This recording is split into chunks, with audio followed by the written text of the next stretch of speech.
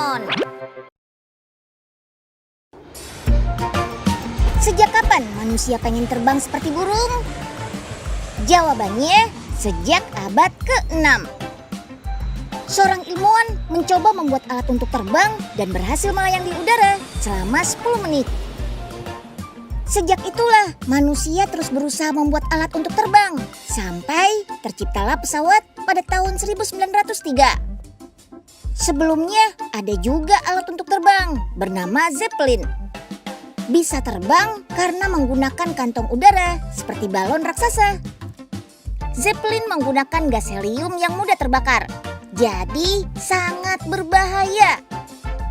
Makanya balon raksasa ini hanya digunakan untuk membawa penumpang selama 36 tahun.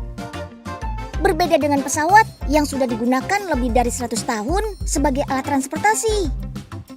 Teknologi penerbangan pun makin berkembang. Gak sekedar untuk alat transportasi, tapi juga bisa memanjakan penumpang dengan berbagai fasilitas. Mulai dari pesawat komersial, sampai private jet yang biasa dipakai para sultan. Indonesia juga gak mau ketinggalan dong. Kita juga punya pabrik pesawat yang digunakan di dunia internasional. Halo Kak, aku mau tanya-tanya boleh? Boleh. Ayo nyanyi kacang duduk. Ayo. Nah, kakak tahu pesawat kan? Pernah naik pesawat? Udah. Nah, ini ada 2 gambar. Yang mana pesawat Boeing, yang mana pesawat Airbus. Oke deh. Ini yang Boeing pasti. Betul. Ini Airbus. Betul, tapi tahu nggak perbedaannya? Dari bentuknya sih emang beda. Nah, betul dari bentuknya. Jadinya kasih taunya. Nah, yang Boeing ini ujung dekannya lebih lancip, Kak. Nah, kalau yang Airbus lebih bulat dekannya.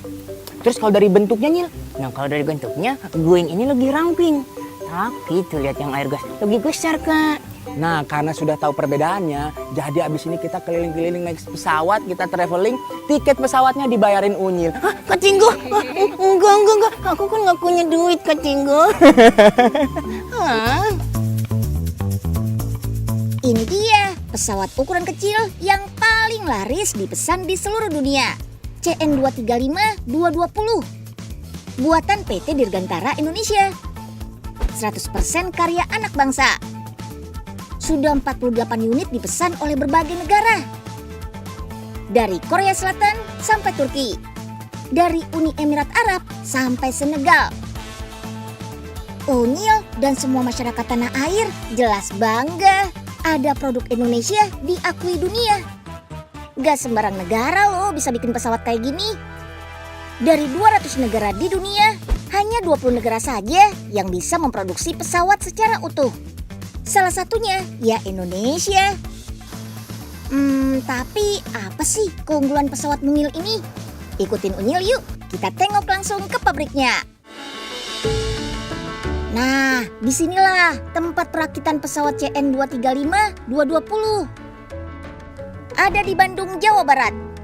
Bahan utama pembuatan material pesawat terbang adalah aluminium alloy, campuran tembaga, magnesium, mangan, dan seng. Bahan ini terbukti tangguh dan kuat di segala medan. Bagian pesawat yang dibuat harus presisi. Potongannya mesti sama persis dengan rancangan yang sudah dibuat. Ada yang dipotong secara manual menggunakan tangan. Ada juga yang melalui mesin dan komputerisasi atau istilahnya machining. Seperti proses melubangi blok bongkahan ini. Proses melubangi logam sengaja dilakukan di dalam cairan pendingin yang disebut air coolant.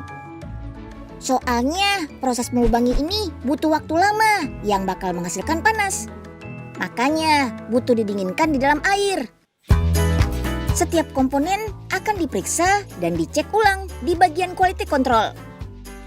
Diperiksanya pakai alat canggih ini yang bernama Coordinate Measuring Machine. Gak boleh ada kesalahan atau meleset 1 mm pun. Untuk rangka pesawat dikerjakan di mesin yang disebut high speed machine. Mesin canggih dan modern buatan Jerman. Selanjutnya tahap pengecatan. Pengecatannya gak boleh sembarangan. Sebelum dicat, bagian pesawat harus dihaluskan terlebih dahulu. Untuk bagian pesawat yang kecil, pengerjaannya bisa dilakukan secara manual seperti ini. Terakhir adalah proses pemasangan komponen, atau istilahnya final assembling. Dari kelistrikan, mesin, sampai badan pesawat dirakit di tahap ini. Semuanya harus terpasang sempurna. Makanya, staf yang ada di bagian ini harus memiliki sertifikasi khusus. Dalam 1 tahun, PT Dirgantara Indonesia bisa memproduksi 4-5 buah pesawat CN235-220. Ini pesawat ini konfigurasi dari DAS 10 ke 220. Nah, dari 220 itu yang dirubah adalah engine-nya dirubah, ya. Terus flap-nya sama leading edge-nya juga dirubah. Nah, terus beberapa semua komponen kaitannya dengan avionik itu semua sistem baru. Terus harness, wiring, perkabelan itu juga semua diganti baru. Biarpun ukurannya kecil, pesawat ini memang istimewa. Pesawat CN235-220 ini mampu mengangkut berat hingga 4.300 kg atau setara 36 penumpang. Bukan cuma buat pesawat sipil aja, pesawat ini bisa dibuat sesuai permintaan pembeli. Bisa digunakan untuk pesawat perorangan atau VIP, sampai misi militer. Bisa juga untuk bantuan bencana, SAR, hingga kargo. Ini berkat keberadaan rem door atau pintu belakang yang bisa dibuka tutup hanya dalam waktu 2 menit saja. Keunggulan lainnya bisa lepas landas di jarak yang sangat pendek atau istilahnya short take off and landing. Bisa di landasan beraspal maupun berumput. Sangat cocok di negara yang berkontur pegunungan. Ukurannya yang kecil juga memudahkan pesawat ini bermanuver. Soal mesin, sudah memakai mesin termutakhir.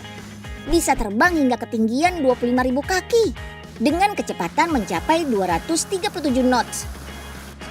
Bahan bakarnya juga irit. Sekali pengisian, pesawat CN235-220 ini sanggup terbang hingga 11 jam atau setara 1,173 km non-stop. Sudah ada fitur autopilot juga loh. Dengan segala keunggulan tersebut, gak heran deh kalau pesawat buatan PT DI ini sudah dipakai oleh banyak negara di seluruh dunia. Pesawat ini kebanyakan customernya adalah militer. Jadi keunggulannya ya bisa digunakan untuk dropping pasukan karena kita mempunyai ram door di belakang itu untuk dibuka kemudian untuk dropping pasukan. Kemudian juga bisa digunakan untuk search and rescue atau SAR.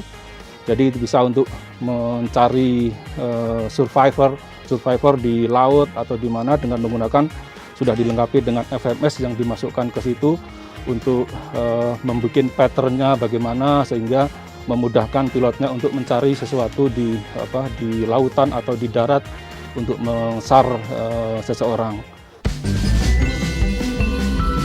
Pengguna CN235-220 tersebar di Asia, Afrika, hingga Amerika Selatan. Gak menutup kemungkinan jumlah negara-negara tersebut akan semakin bertambah.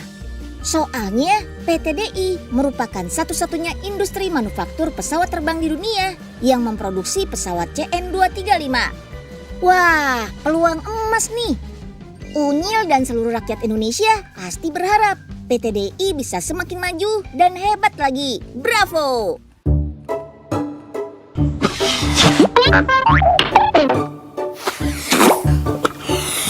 Kating ngapain sih kating gue niup balon gitu? Ini Nyil, aku dulu jago banget niup balon.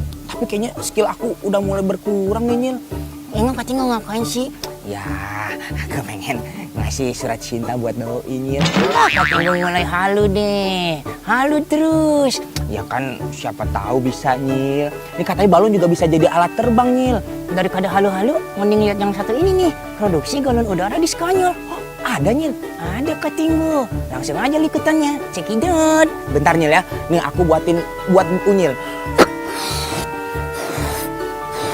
Pegang Nyil. Ini dia liputannya. Inggo. Dunia penerbangan gak melulu soal alat transportasi.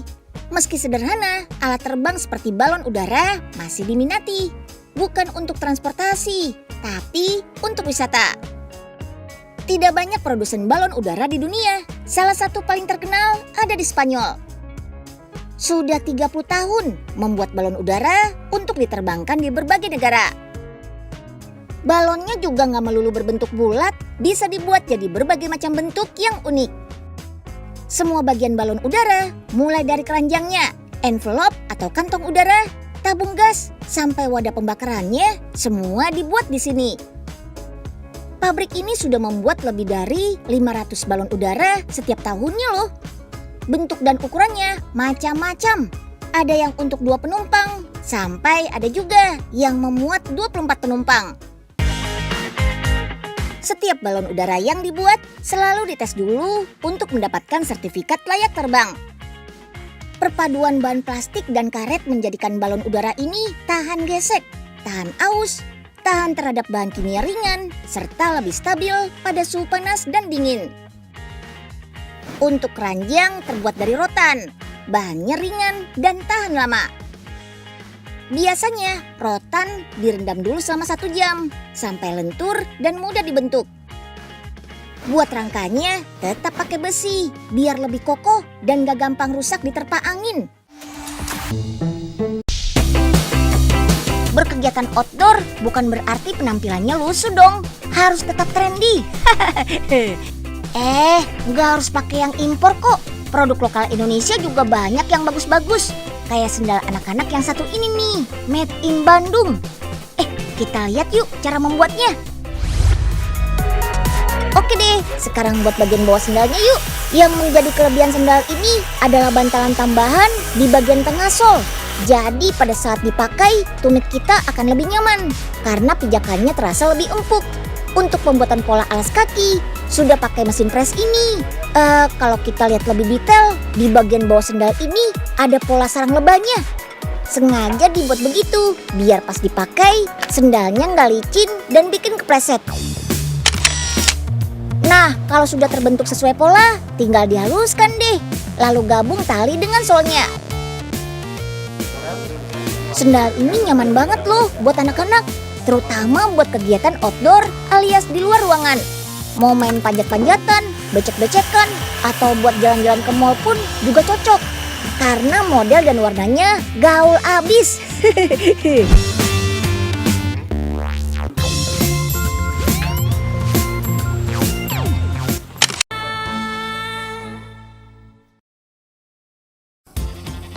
Wih, keren! Kayak di film Star Wars, motong kayu aja pakai laser. Teknologi hebat ini digunakan untuk membuat salah satu produk penunjang penampilan loh. Yap, sisir kayu. Bukan hanya sekedar sisir, tapi memiliki banyak manfaat loh. Dapat membuat rambut dan kulit kepala sehat. Modelnya yang old school memang pas banget deh dengan tren anak muda zaman sekarang. Keren! Sisir kayu ini merupakan produk buatan anak negeri.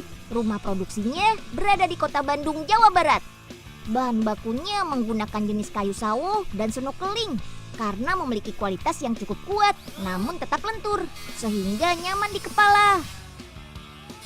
Kayu jenis ini bertekstur halus, memiliki arah serat yang indah, tahan terhadap serangan rayap, dan tahan terhadap jamur yang menyebabkan pembusukan. Hebat! Oke, selesai mendesain, saatnya potong menggunakan mesin laser. Nggak perlu repot motong pakai gergaji. Dengan menggunakan teknologi laser, hasil potongannya jauh lebih rapi kan? Cara kerja laser adalah dengan memancarkan radiasi elektromagnetik. Biasanya dalam bentuk cahaya yang tidak dapat terlihat dengan mata normal. Karena melalui proses pancaran dan menghasilkan cahaya yang kuat, sehingga dapat menghasilkan lubang kecil pada kayu. Bahkan pada selembar besi loh, mantap! Tapi hati-hati ya, walaupun tidak terlihat, jika tersentuh, kulit bisa meleput tuh. Sisir merupakan salah satu alat untuk menata, meluruskan, serta membersihkan rambut. Biasanya berbentuk piti dan bergerigi. Zaman sekarang sisir banyak terbuat dari bahan plastik, padahal dapat berdampak buruk bagi kesehatan rambut dan kulit kepala loh. Berbeda dengan sisir kayu, telah digunakan sejak zaman dulu dan dapat menyehatkan kulit kepala dan rambut. Panas yang dihasilkan dari sisir kayu saat menyisir dapat meningkatkan sirkulasi darah pada kulit kepala loh. Dan jika kamu memiliki masalah ketombe, bisa gunakan sisir kayu untuk mengatasinya. Karena cocok untuk kulit kepala yang sensitif. Nah, sisir kayu modern ini memiliki konsep yang sederhana, namun tetap mengusung penampilan yang klasik dan dewasa. Dengan pemilihan warna yang alami cenderung gelap, seperti coklat tua serta hitam. Target pembeli sisir kayu ini adalah para pria. Jadi wajar saja deh kalau modelnya memiliki simbol yang gentleman banget. Produk penunjang penampilan ini dibanderol seharga Rp200.000. Wah, memang cukup mahal. Namun sesuai dengan bahan yang digunakan serta manfaat yang didapatkan. Keren! Si Unyil, yuk kita kemon!